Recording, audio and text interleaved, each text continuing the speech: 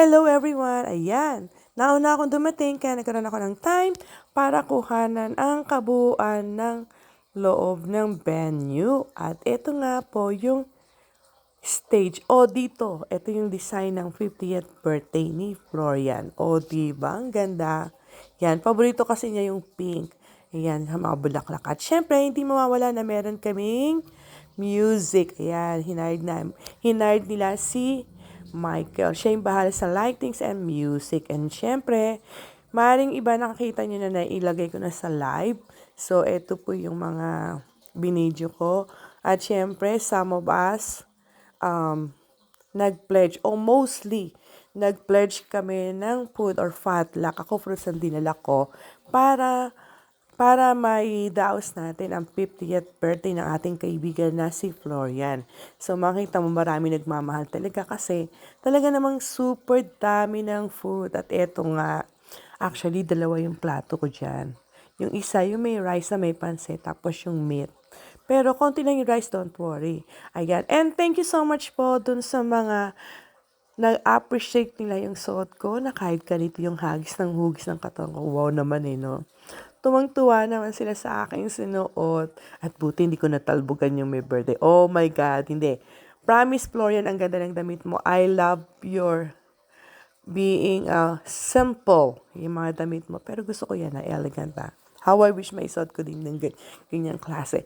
At syempre, nag-enjoy po ang lahat. Kahit ilan lang kami, hindi masyadong napuno, but okay. It's good. Pero sana humabol yung iba Ang dami pong pagkain.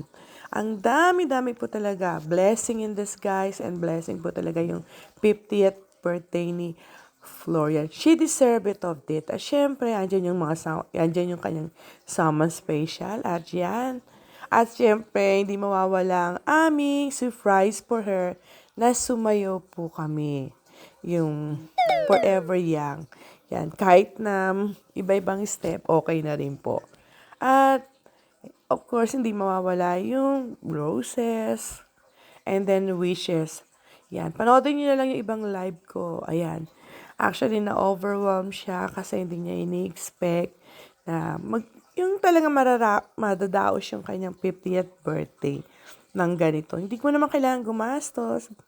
Ayan. Tapos, eto, kumanta siya yung favorite song niya. Actually, maganda nga yung boses niya. Buti pa nga siya nakakanta ng ganito, di ba? Oh, charot na naman kayo. Nainggit ba? O hindi naman. I can sing.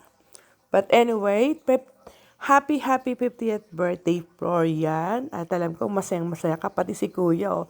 Siya yung talagang nagbibideo, kaya hindi ko naagawin yan. For sure, magandang kalalabasan yan. Hintay nating panoodin yan. And thank you so much talagang mga nag-umaten sa kanyang 50th birthday. God bless you everyone. Till next time, ayan. Siyempre, hindi mawawala yung kanta ni Sharon Correta. Balutin mo ako ng hiwaga ng iyong... Siyempre, marami kaming pabalot dyan. At yan, sayaw-sayaw. At eto naman, alam niyo na yung mga may pinagdadaanan kumakanta. But anyway, ina-enjoy lang po natin to. Minsan-minsan lang po tayo mag-party-party. O, diba? Ayan, sana po nagustuhan niyo po yung content ko today. Yan, kung magpa-party kayo, di mo naman kailangang magpabongga. You ask. At for sure, maraming generous tayong friends there. O, diba? Potluck, tapos ikaw na bahala sa konting gastos lang, diba?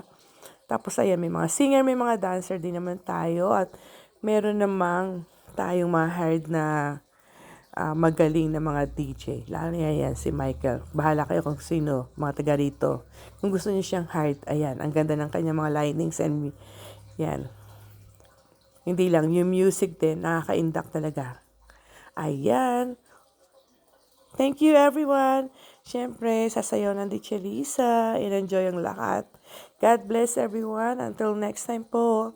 Hopefully, ako din pag nag-birthday ako. Bagay matagal pa naman. Promise ko. Siguro sa 55 or 60.